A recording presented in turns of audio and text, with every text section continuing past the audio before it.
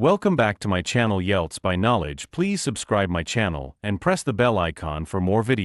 The test is in 4 parts, Part 1, Part 2, Part 3, and Part 4. Now look at Part 1. Part 1. You will hear a conversation between a travel agent and a customer. The customer wants to book a coach ticket. First, you have some time to look at questions 1 to 3.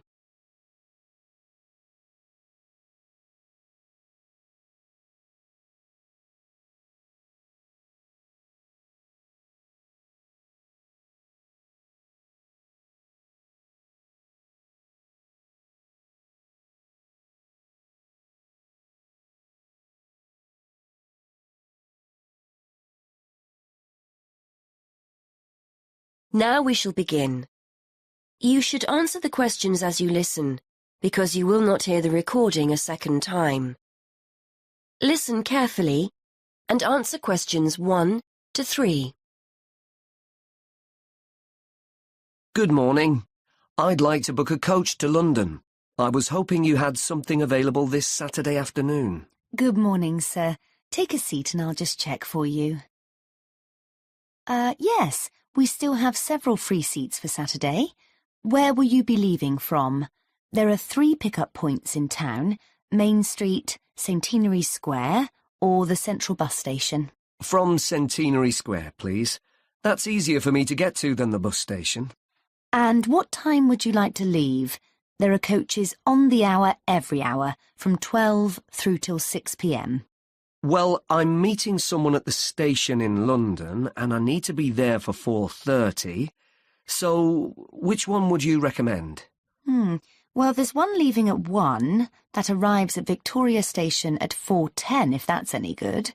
Traffic is usually quite light at the weekend, and the drivers tend to make good time, so I think you'd certainly be there for 4:30. OK, that sounds just right. I think I'll take that. I can always phone ahead if I'm going to be late. And when are you returning, sir? Actually, I'm not sure when I'll be coming back, so I won't book a return ticket, just one way. I can always book you an open return if you'd like. You can use this at any time within the next month, as long as you contact us first to reserve a seat. Well, there's a chance I might be getting a lift back, you see, so I'll just pay for one way. I don't want to buy a return if I don't need it. OK, no problem. Are you travelling alone?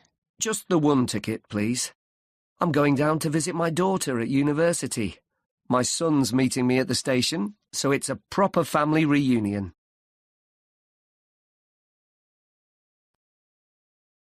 Before you hear the rest of the conversation, you have some time to look at questions 4 to 10.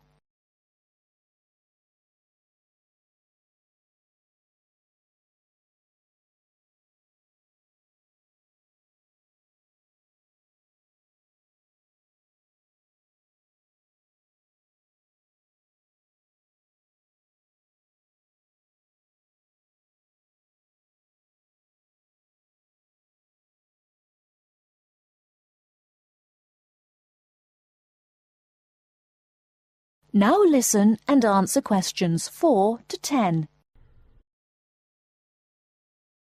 Very nice. OK, well, I can book that for you if you like, sir. That'll be £23.50. Now, I just need to take down some details. Can I have your name, please? Yes, it's Matthew Upton. That's U-P-T-O-N.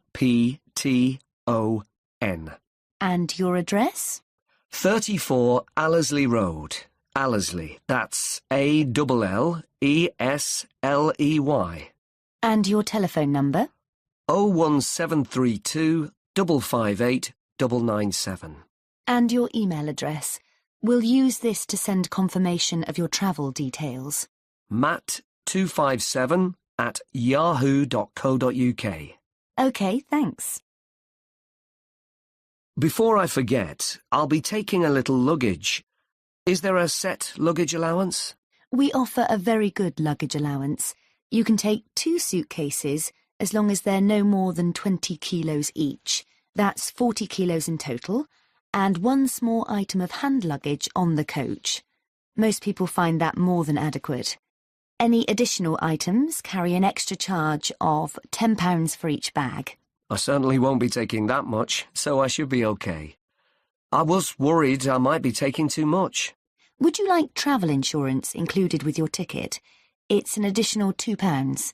No, I don't think so. No problem. It's not compulsory. OK. How will you be paying? Actually, I've been having trouble with my debit card today, and I've left my checkbook at home, so I'd better pay in cash. You'll give me a receipt, won't you? Certainly, and we'll send confirmation to your email address as well. So that's £23.50, sir. If you just wait a minute, I'll print you off a receipt. That is the end of part 1.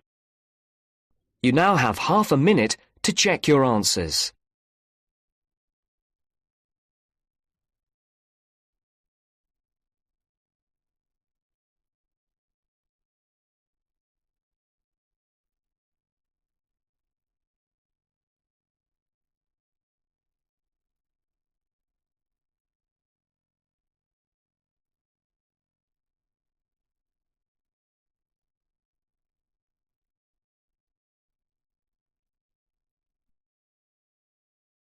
Now turns to part 2. Part 2. You will hear a woman talking about health and safety when using a computer. First, you have some time to look at questions .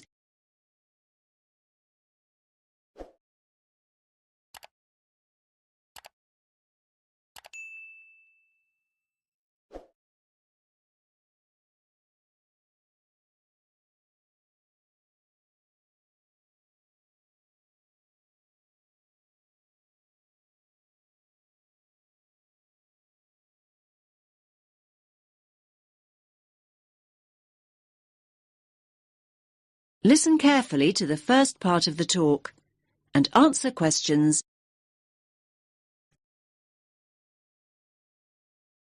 Hello everyone, and welcome to the second session on health and safety. And today we're focusing on health and safety when using a computer. Now, can you all gather round this workstation here? That's great, thanks. Okay now, let's look at some equipment that is specifically designed for safe computer use. Firstly, take a look at this item here. Yes, the sloped slab in front of the keyboard. Does anyone know what it is? That's right, it's a wrist rest. And it does a lot more than take up room on your desk, I can tell you. Well, what does it do exactly? In actual fact, it's specifically designed to support your wrist when you're typing or when you're using a computer mouse. Now, the one I'm holding in my hand is made of foam rubber. Come on now, have a feel. You know you want to. Now, it's very flexible, isn't it? The padding is firm, but it also gives way when you press it, just like this. Here's another type, by the way. This one is filled with gel. Now, like the foam rubber type, it's got a firm surface, but when you press it like this, it gives way with a little spring. However, not all wrist rests are flexible like that. Some are made from hard plastic. That doesn't sound like a comfortable support for your wrist, does it? So, not to be recommended. OK, so we know what kind of material we're looking for in a wrist rest. But what else do we have to think about before we choose one? Now, look again at the foam rubber wrist rest here. You can see that the slope of the wrist rest and the height and the width too match the front edge of the keyboard here. And there are no sharp edges. Look, it's really nice and smooth. Now, we know it's a busy time for you all at the moment. You're busy with assignments in between the hours you're spending browsing the net and going on social networking sites. Well, just think about how hard your wrist has to work. So, using a wrist rest like this one can really help in a number of ways. First of all, it helps you keep your wrist straight when you're using your computer. I'm demonstrating this now. As you can see, my wrist is neutral and straight rather than bent up and down. See what I mean? Now, it can also provide padding for your hands. It works in much the same way as a cushion, so it makes your desk much more comfortable. Now, please note, I did say cushion rather than pillow. We don't want you students to be too comfortable. Another advantage of a wrist rest is that it stops your hands from dropping off the edge of the keyboard. A wrist rest can also relieve tension and soreness in your neck and shoulders. And how does it do that exactly? Well, it removes the weight of your arm from your shoulders and neck altogether. So there are a lot of benefits, aren't there? However, most people never learn how to use a wrist rest correctly. In fact, leaning your wrists on a wrist rest for long periods can put a lot of pressure on the undersides of your wrists, just here. Now you have some time to look at questions 18 to 20.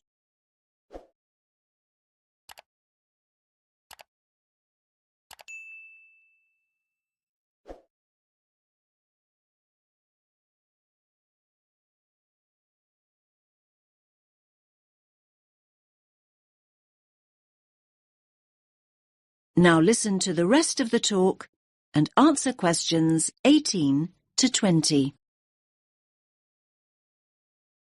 So, to make the most of your wrist rest, it's really important to follow a few basic tips. First of all, make sure you place your wrist rest approximately 1.5 inches away from your keyboard, like this. And never ever place your wrists directly on your wrist rest. Instead, place the palm or ball of your hand on the rest. And another thing, don't use the wrist rest all the time, particularly when you're typing. Instead, your hands should be on the wrist rests during break periods, so between your typing sessions. This will avoid you putting strain on your wrists and fingers. Now, does anyone have any questions before we move on to computer glasses? That is the end of part 2. You now have half a minute to check your answers.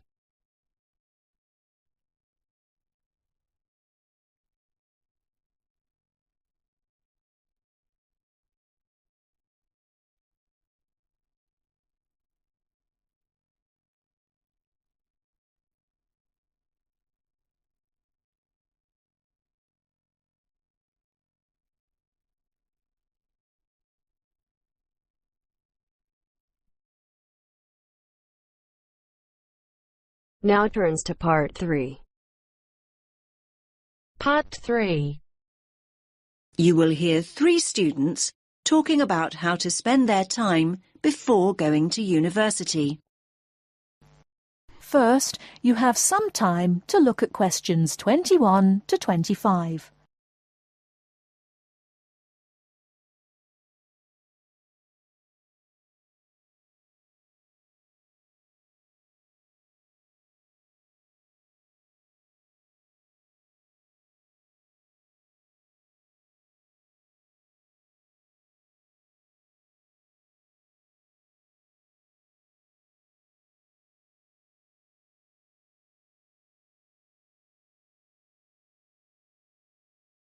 Now listen carefully and answer questions 21 to 25.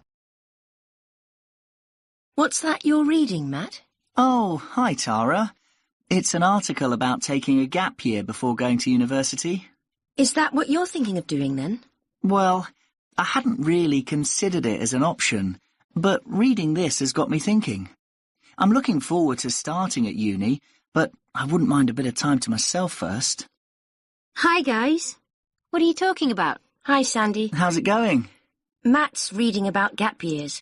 He wants to put off going to uni. I think a gap year's a great idea. I'm definitely thinking about it. Are you? What would you do with the year? Well, the programmes I've looked at involve volunteering of some kind. I wouldn't want to just go travelling for a year. I couldn't afford that anyway. The idea would be to work and help people, but more importantly, to grow up and come back knowing more about the world than I do now. Obviously, I'd choose somewhere hot and sunny. So, what exactly is volunteering? I mean, OK, I understand it means doing something for nothing, but what does it mean in terms of a gap year? Yeah, it means working with programmes in countries where people need support or some kind of aid. I bet your mum and dad aren't quite as enthusiastic as you are about all this. On the contrary, they're really supportive. They can see all the pluses. They realise that I don't know exactly where I want to be in 10 years' time. They think it'll give me time to figure things out and not make decisions I might regret later.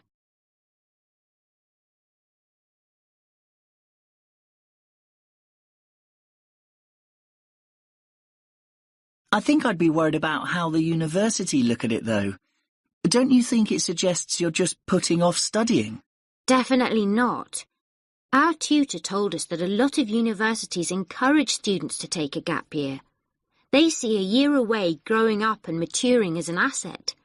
Students arrive in higher education with an extra year of life experience, depending on what you do with the time, obviously.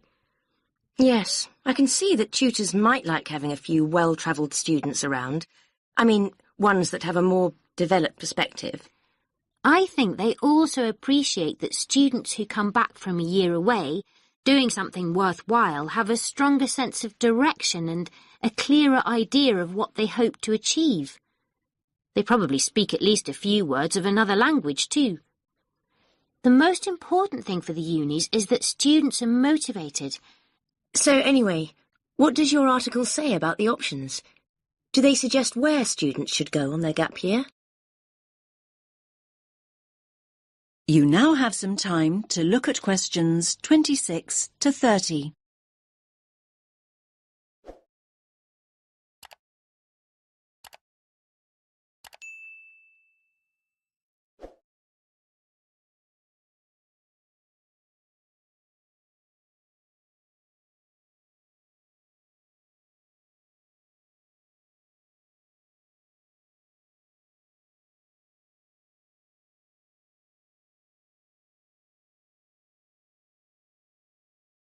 Now listen to the rest of the discussion and answer questions 26 to 30. Well, apparently, Australia's the country where the highest percentage of students take a gap year, and it's the most popular destination for gap year students from other countries as well as Britain. I like the sound of a year in Australia. They say here that there are 3 main attractions. The abundance of great coast, beautiful beaches, learn to surf, all that stuff. Then there's the amount of time you can spend enjoying outdoor activities, like hiking and loads of sports. And thirdly, the cosmopolitan cities, especially Sydney, which apparently is awesome. It's a great country for young people because there's so much to do. Loads of adventure, and sunshine, obviously. Sounds good to me.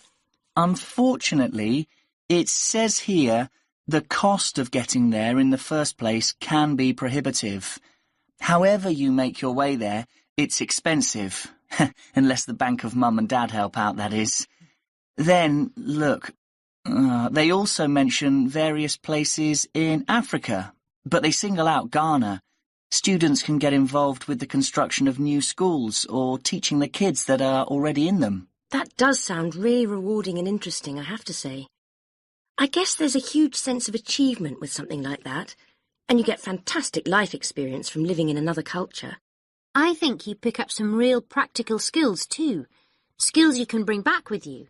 Another place I really like the sound of is Nepal. What's the attraction there?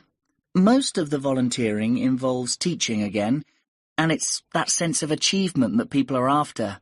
They also say, let me read it, students are attracted by the simplicity of daily existence. I think they mean you have to spend a year without your computer and all the rest of it. It's all about going back to basics. So where do people stay? They live on farms or in mountain retreats. I'm not so sure I could manage that. I don't mind hard work, but I like a hot shower at the end of the day. Yeah, I imagine the food's not great either. They do actually say here that one of the things volunteers miss is good food choices. Anyway, there are plenty of other options. Why don't you read the rest of the...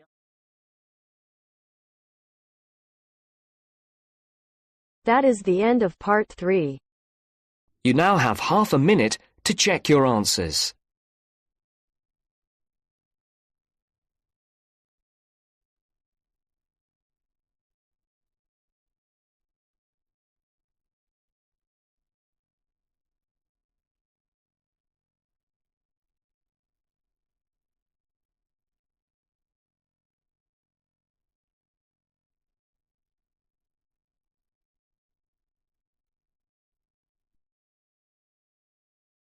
Now turns to part 4. Part 4. You will hear a lecture on climate change. First, you have some time to look at questions 31 to 40.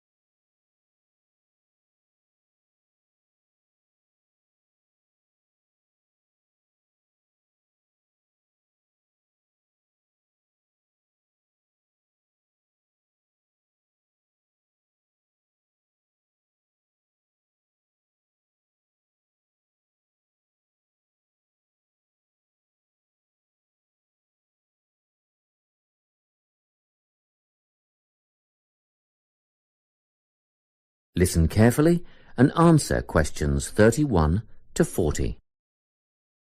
This lecture in environmental studies is on the topic of human influence on climate change.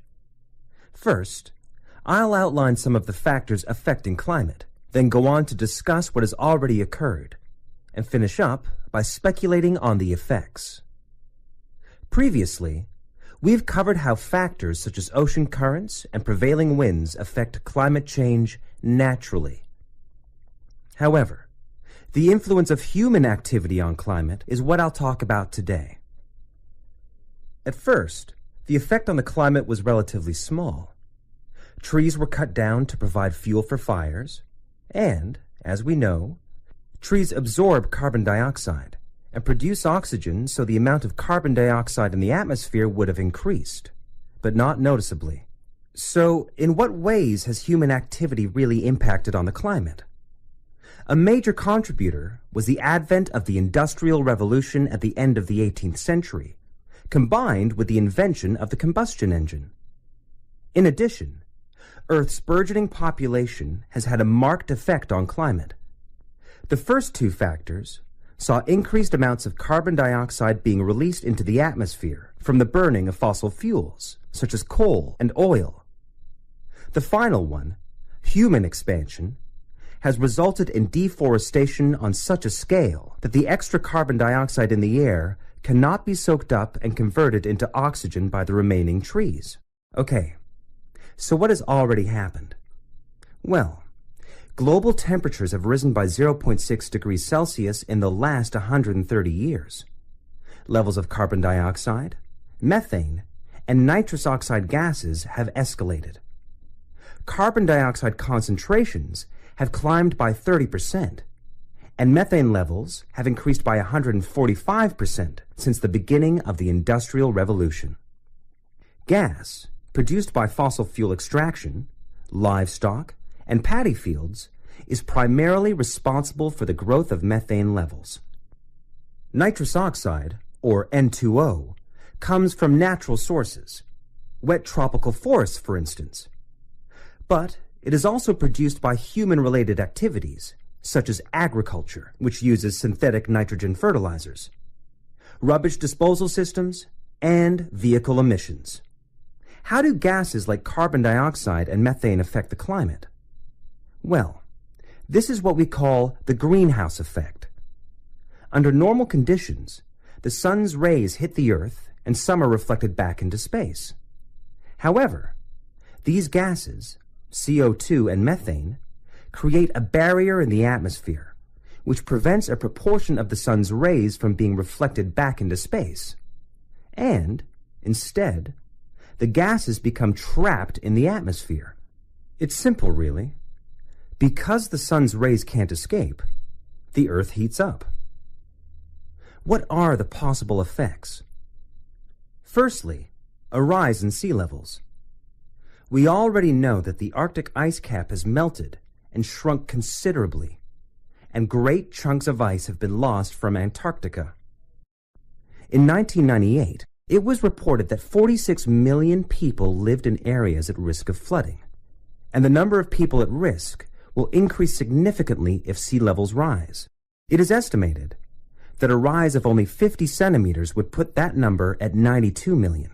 Further projections would see a rise of 1 meter put 118 million people in danger of losing their homes and livelihoods, not to mention the loss of prime, fertile farmland. Experts predict a rise of at least 50 centimeters over the next 50 years or so. Secondly, there would be a modification of vegetation zones, with changes in the boundaries between grassland, shrubland, forest, and desert. This is already causing famine in arid areas of northeastern Africa, and has instigated, and will continue to instigate, mass movements of people away from dry regions. What we are seeing now is only the first stage, with temporary camps for climate refugees already at overcapacity. In the future, there will be significant migration resulting in extreme overcrowding of towns and cities. Another potentially disastrous effect of climate change is an increase in the range and distribution of pests, which could bring about an increase in the prevalence of certain diseases. If we think of the malaria-carrying mosquito, for example, which thrives in warmer regions, at the moment, about 45% of the world's population is exposed to malaria. But, with an increase in temperature, there will be many millions more cases of malaria a year. The last effect I'm going to mention today is the change in ecosystems. Global warming will influence species composition for both fauna and flora, such that some animal species will disappear and others will multiply. And it'll be the same for plants and trees. It is predicted that around 2/3 of the world's forests will undergo major changes of some kind. Scientists also expect deserts will become hotter, and, of course, desertification will continue at an increasingly worrying rate, and will become harder, if not impossible, to reverse. What can we do to stop the process? Well, that's the subject of next week's lecture. So I hope to see you all there. That is the end of part 4. You now have half a minute to check your answers.